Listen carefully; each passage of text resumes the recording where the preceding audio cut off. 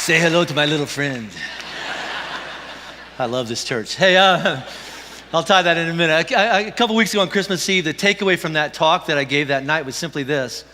One of the reasons that things go so wrong in our lives, so why things that could be possible never actually happen, never actually become possible, is not because you have lack of talent, not because you have lack of ability or lack of resources or lack of opportunity. Our biggest problem in life many times is we lack vision.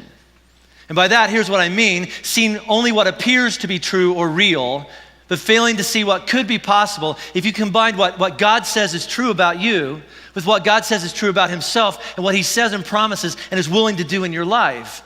But a lot of us just live our lives on our own. We depend on ourselves, and it'll just never happen. Impossible things will never become possible. But what Jesus says over and over is if you'll combine your life with God.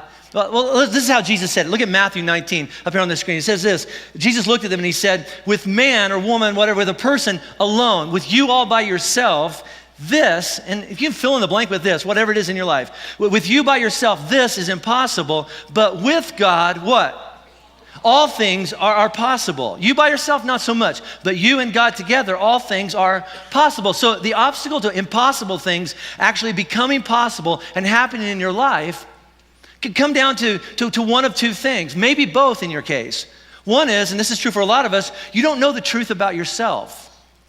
You believe something about yourself that's just not true, or you don't know the truth about God, who he is and what he's able to do in you and through your life.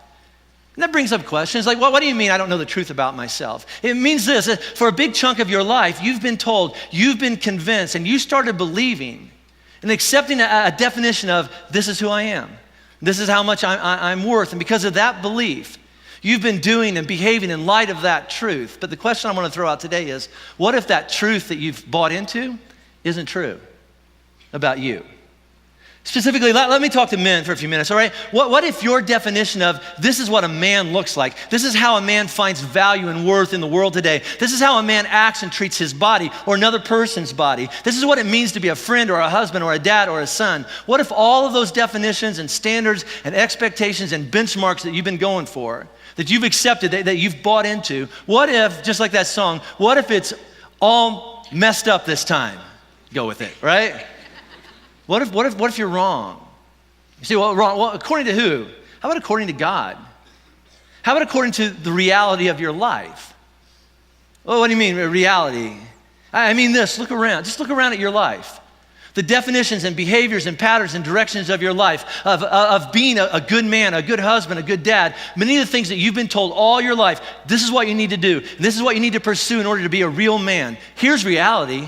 It's not working.